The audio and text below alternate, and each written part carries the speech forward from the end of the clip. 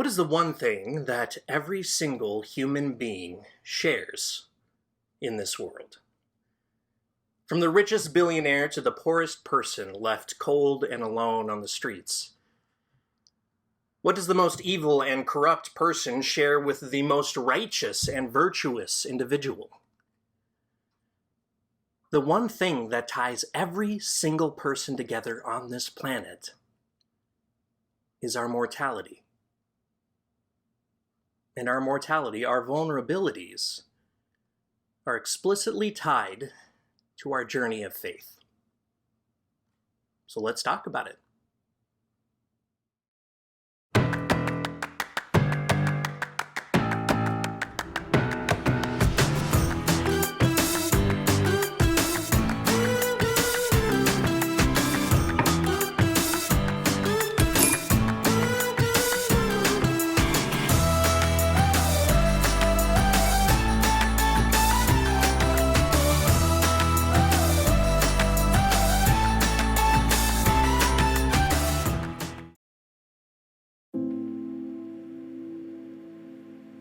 One of the most common questions I get when people find out about who I am and what I do for a living is people want to know, is there anything that people have in common who want to renew a relationship with the divine? What is it about these people that make them want to have religious or spiritual connections? At what point in life do we have that innate desire to make meaning of our existence? And I found that for the vast majority of people, it usually comes down to two things. The first is if we grew up in some sort of faith community, right? Even if we end up parting ways or experiencing abuse at the hands of that community, if we have had any positive experiences at all, we tend to develop this yearning as we grow and develop throughout life. We have this yearning for connection. Now, we may never be able to go back to the place or the church or the community where we once were, but that sensation, that innate drive for belonging, for some sort of spiritual community to call home, it resurfaces, and it drives us to renew our connection with one another and to the divine. It especially happens at moments of big change, life experience, a big job move, or moving drastically far away from home, or the birth of a child, or marriage to a partner. All of these things sort of tend to have an impact on the ways in which we want to connect with other people. And so the other factor is that people tend to seek faith and tend to try to make meaning of their existence when they have come face to face with their own mortality. Maybe there is an event, a near-death experience, that puts life into a new and different perspective. Maybe someone is in the twilight years of their life, and as their bodies begin to fail, the question of what happens next takes on more immediacy and spurs them to seek answers. Maybe it's a terminal illness diagnosis or the loss of a loved one near us that causes us to pursue a deeper understanding of our place in the world and our relationship to the divine. But whatever the case, these factors tend to be the reason why people spend so much of their time and energy to finding some sort of spiritual home. Honestly, those reasons are the entire reason this channel exists, after all. To try to be that safe place, that sanctuary, a fellowship, where anyone can come to seek those answers together.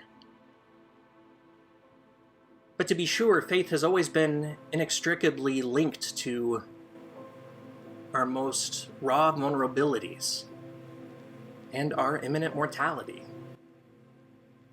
When we are at our most vulnerable, we seek a place to find refuge, which also can often come from a feeling of community and connection. We try to find people that support us and lift us up. And that connection can come to us from a community that has committed to journeying alongside us. And that connection most certainly comes when we feel more attuned with the universe, or God, or whatever it is you want to name it. And when we come face to face with our mortality, for whatever reason, the importance of that connection becomes clearer. It comes more into focus, and it becomes urgent in a way that it might not have been before. In many ways, exploring this relationship between these different factors is what this season of Lent is all about, the Christian season of Lent. We've officially entered into the Lenten season. Ash Wednesday was last Wednesday, if you saw that video. And now we find ourselves in the midst of the 40 days and 40 nights, not including Sunday, before Easter. This time frame is meant to mimic the 40 days and 40 nights that Jesus spent in the wilderness where he was tempted.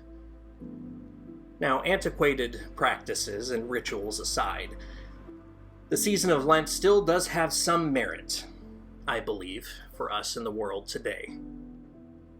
For those of us who want to find a connection, or for those of us who need to have difficult conversations with ourselves, Lent can be an opportunity when we force ourselves to face our own vulnerability and come face to face with our own mortality. That's why I want you to take some time this week to take out a notepad or something and jot down some difficult questions that you have. Maybe questions you have for yourself, or maybe they're questions that you know have no answers. They can be questions of faith, questions of meaning, of our existence, of our place in the universe. And in fact, if you have some of those questions that you've been avoiding, or topics you can't bring yourself to really face, write them in the comments below, right? I can promise you you're not the only one who have asked these questions. And if you write some of those questions, maybe we'll take some of those and begin to explore them in future videos together. But at least for now, I want us to take this season of Lent, or at least this place and time in the midst of this pandemic, right? I want us to face our vulnerabilities. I want us to not be afraid to come face to face with our own mortality. For what reason is it that you seek connection? What is it that you want from the divine? What answers are you hoping to find? What questions rest upon your lips? What embers are smoldering in your heart, ready to be fanned into flames?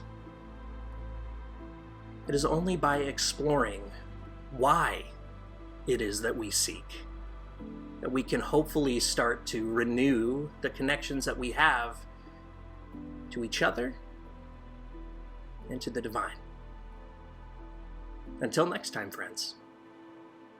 Amen. Hey everyone, thank you so much for stopping by the channel.